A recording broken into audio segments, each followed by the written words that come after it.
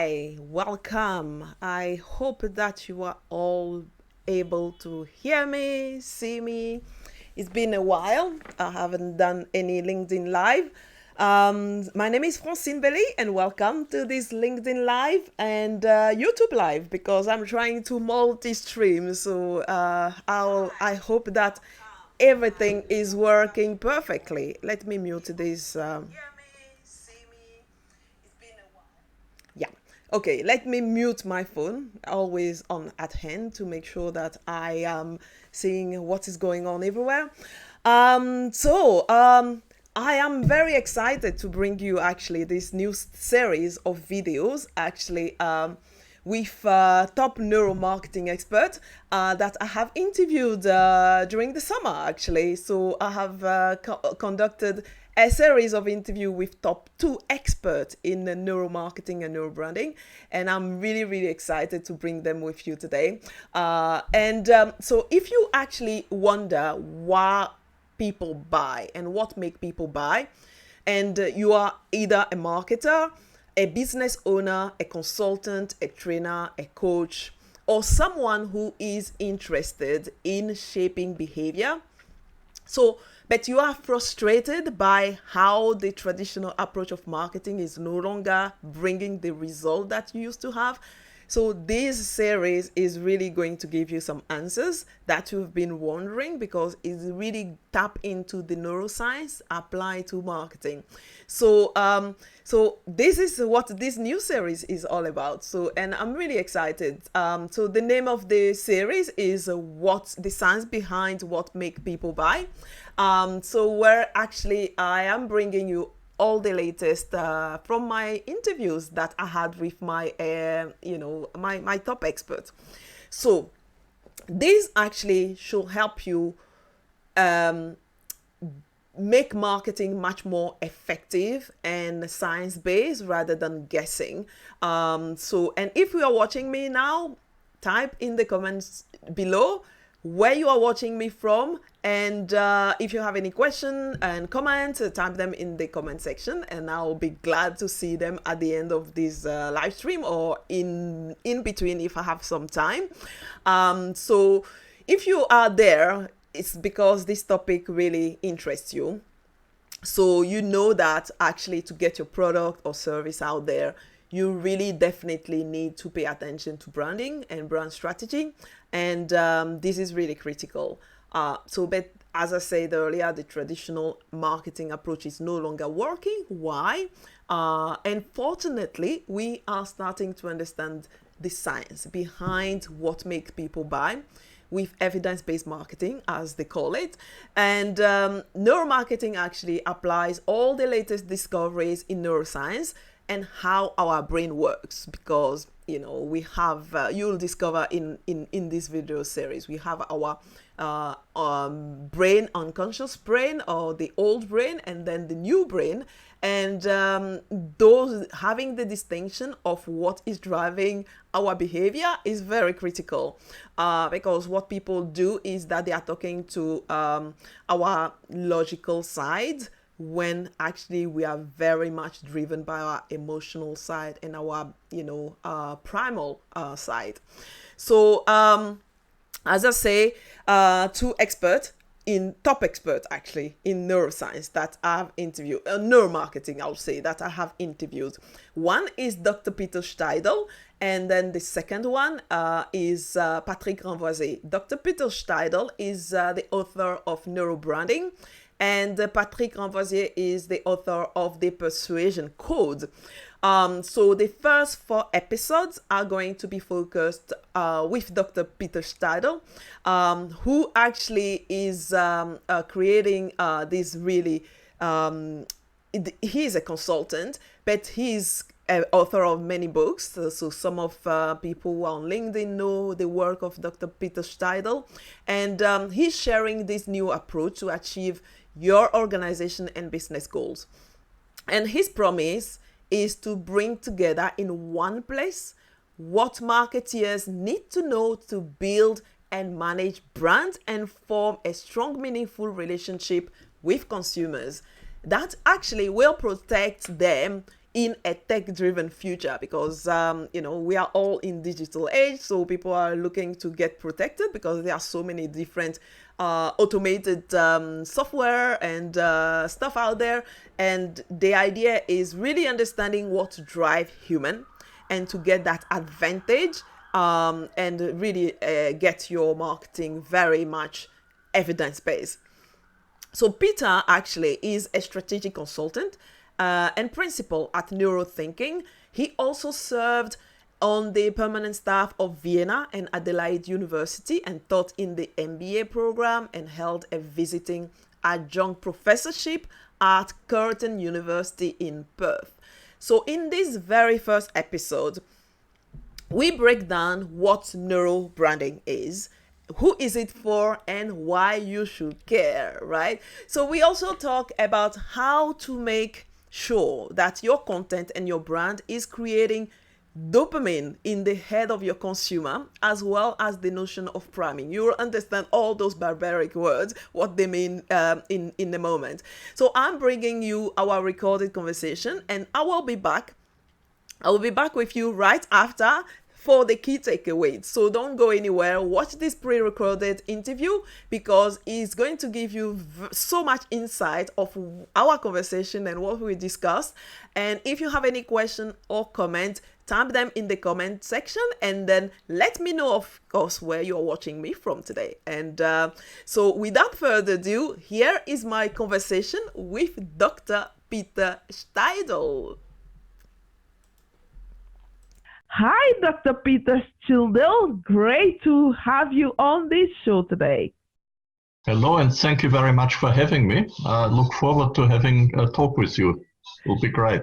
That is so fantastic. I'm so glad that we get to talk, and because I find your book, Neurobranding, so fascinating.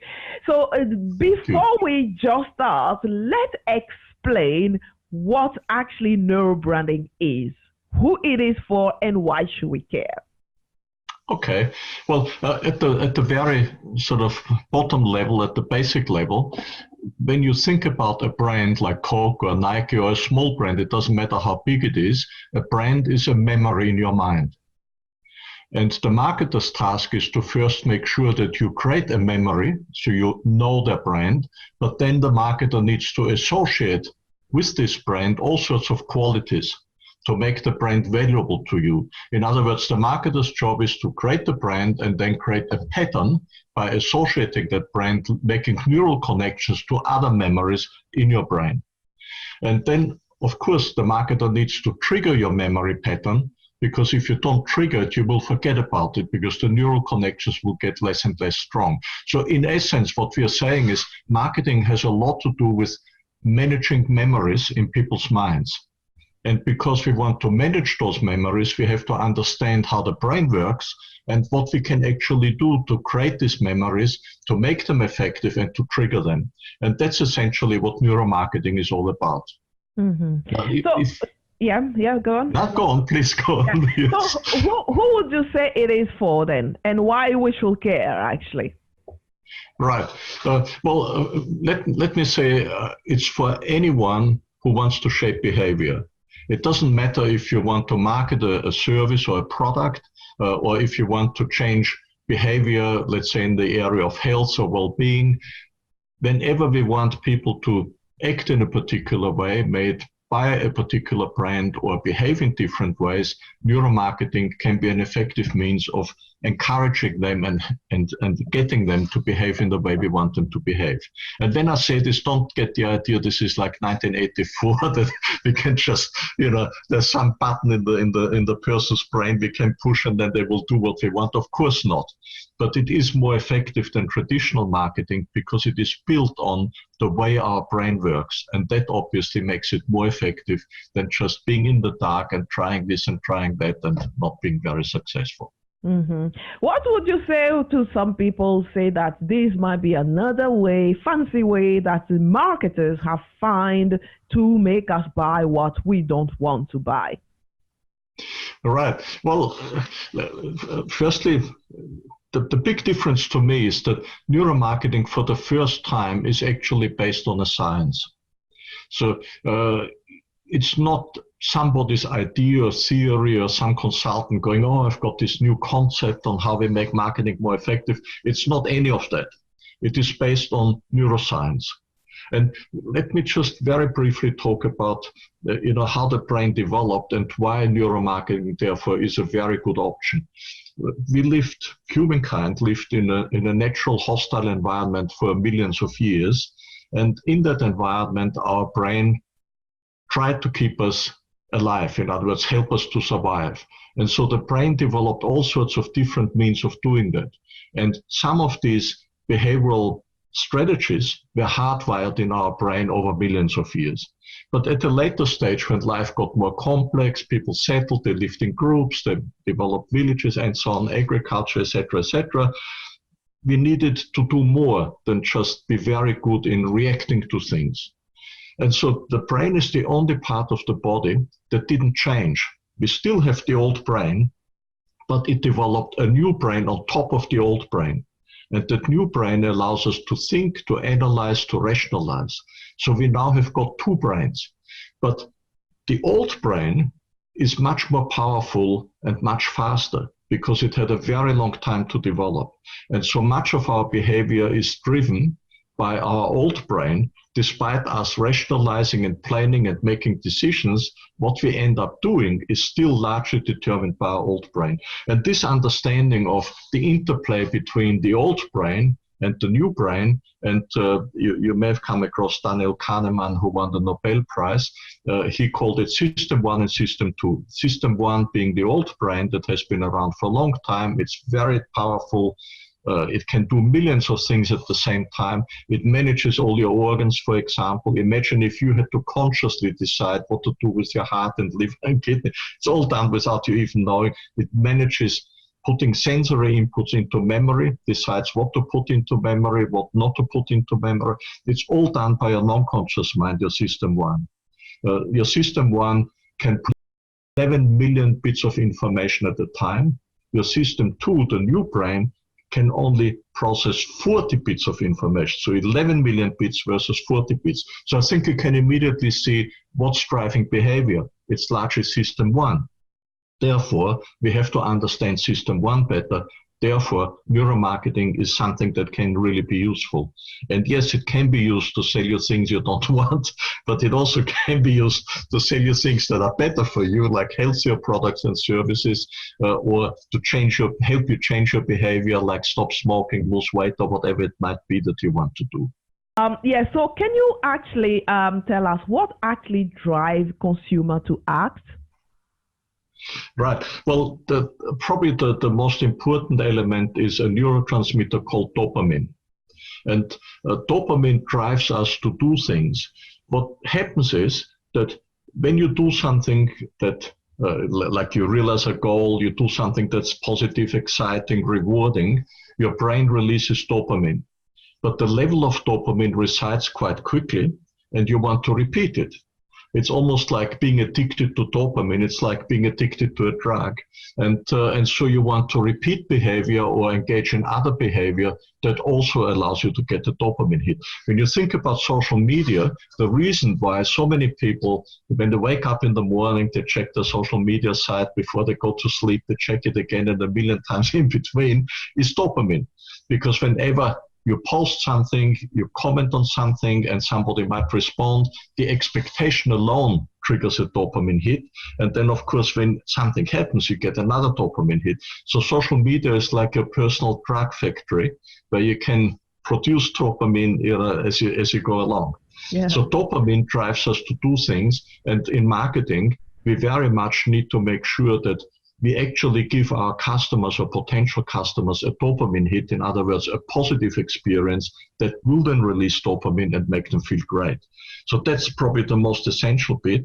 But there are also hardwired circuits in human brains. Like the circuit that drives us to compete, drives us to belong, drives us to explore. These are all circuits we can capitalize on in marketing because we know that they exist. We know that everybody has them. We also understand, of course, the difference in brain circuits between men and women, and therefore somewhat different strategies may apply to one or the other, and so on and so on. So neuromarketing is really capitalizing on all the things we have learned through serious neuroscience research, and now we adapt and adjust and apply some of those principles and insights to marketing. What you have, I have 10,000 questions based on what you just say now. Actually, the first one is, what actually are the kind of things that increase that dopamine in that, how can we make sure that our content or our brand or what we're putting out there is creating the right dopamine in the head of our consumer? Right. Well, essentially, when you realize a goal, you get a dopamine hit. So one of the first steps in marketing is to go, which goals can our brand or product address? And who has those particular goals? So that's your target group, if you want. And you go, well, what are people seeking? Do they want to relax? Do they want to get excited? Do they want to feel they've done something good for themselves?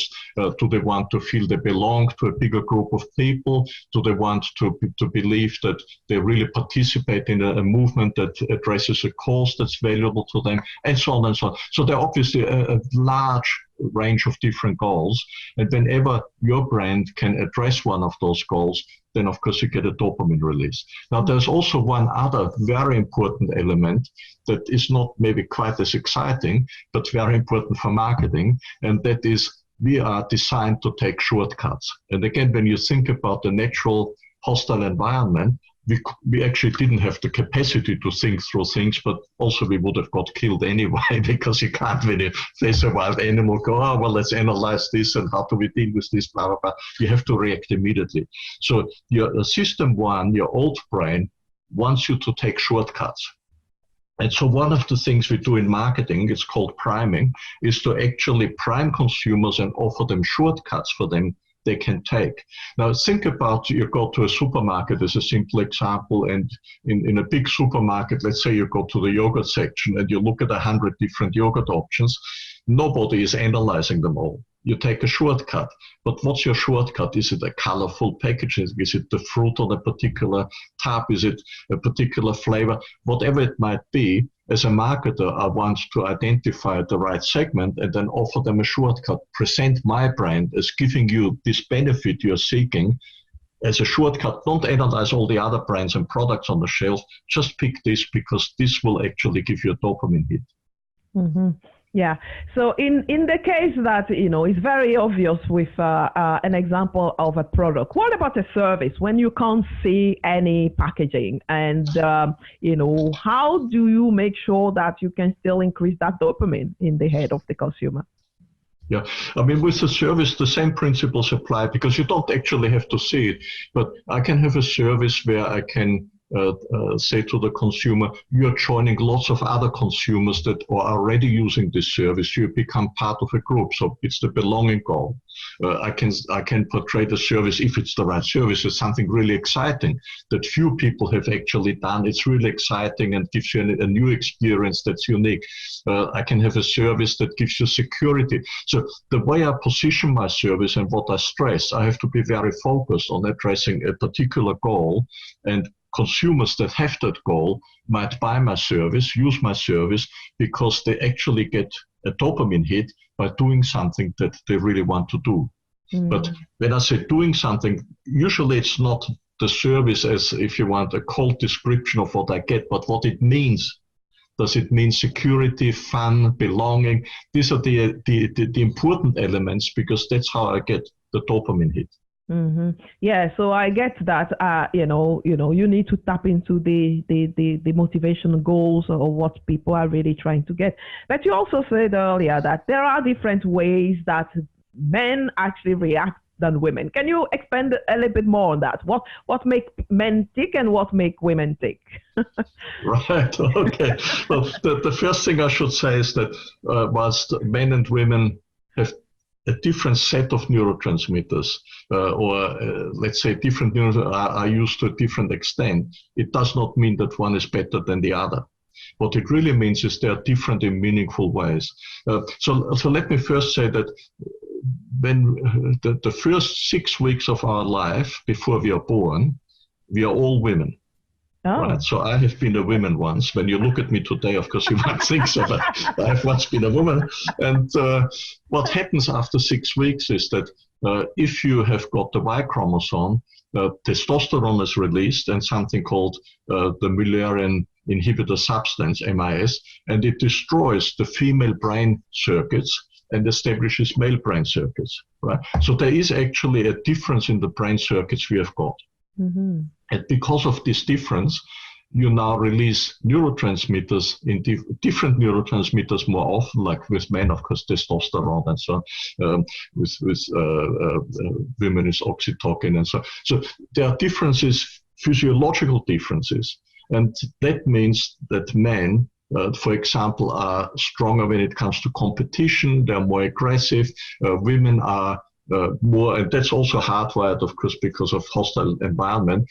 They are more likely to build networks and relationships. They're much better at that, and so on and so on. Now, I should mention very briefly, because that in itself is an interesting one. A big study has been done some time ago where they interviewed 64,000 people across a number of countries. And they had two surveys. The first survey had a number of different attributes, and they asked respondents to decide which of these attributes can we find with women more likely and which with men. And the second round of the study asked which of these attributes are more important to have in today's world. And so it turned out that women actually have the attributes that are more important in today's world, which I think is really interesting. And They that had was which acknowledged. attributes again? Say it again. Which attribute did you say they had? The women have the attributes that a lot of people, including men, believe are more important in today's world. Because, I mean, let's face it, our world has been created by men, and therefore it's based on competition. Everything is competition. I mean, workplace, getting a job, being promoted, money, where you holiday. Everything we do is based on competition. Politics, parties, and they're competing for votes, and it goes on and on and on. I mean, churches even compete for their members and audiences and so on. And unfortunately, competition is a problem when you have limited resources, because eventually you run into a wall. Women, on the other hand, are much better at building relationships rather than competing to actually collaborate. In other words, they are much better as diplomats, as managers, as motivators. And so women are actually more effective in today's environment, because competition is going to destroy us. And what we really need is collaboration and cooperation. I'm diverting a little bit, I know that. But no, but that's great. No, but I think it's great to have that distinction, because that will really also influence, marketing and the way people are marketing. I think that's not their version at all. Yeah, and it's the project is called the Athena Project. If you're interested, or any of your listeners are interested, I think it is really worthwhile reading, because we often sort of go, men and women, and either they're all the same, which is not true, or men are really important because, or whatever. Well, it's not quite like that. But anyway, let's go back to neuromarketing, I guess. Now that's fascinating, actually, to get that distinction and know that is physical distinction as well, and how we can manage both, actually. So tell me, actually, you also say in your book that actually you make a clear difference actually between building a brand and managing a brand. Can you expand on that and what that implication is, actually? Well, this is the end of our first episode. So Peter and I would love to hear from you, and tell us what you think, and if you have any questions about what you heard and your key takeaway from this episode. So that will be great, actually, and what actually you're going to make differently to make your marketing more effective.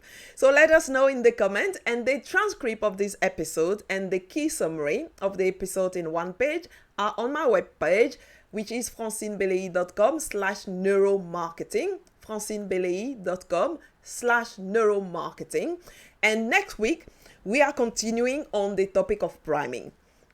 And Dr. Peter Steidl is going to give us a great practical example that you can apply straight away in your business and to really improve your effectiveness, the effectiveness of your marketing. We also are going to talk about the importance of the distinction of, as I was asking him earlier, creating a brand and managing a brand. There is an important distinction to make, and this is very key to understand to ensure that your marketing is effective. And also, we are going to talk about the way that you can go about creating or finding that small niches and the right messages that you can create to address those small different niches. Those are also in our conversation next week. And we also are going to touch about how to make the most of digital and physical world. So thank you for watching this first episode. As I say, let me know in the comment section. And if you have, you want to see the full transcript, you go on my website, francinebeleyi.com/neuromarketing. So until then, dream, act, and make an impact. Lots of love.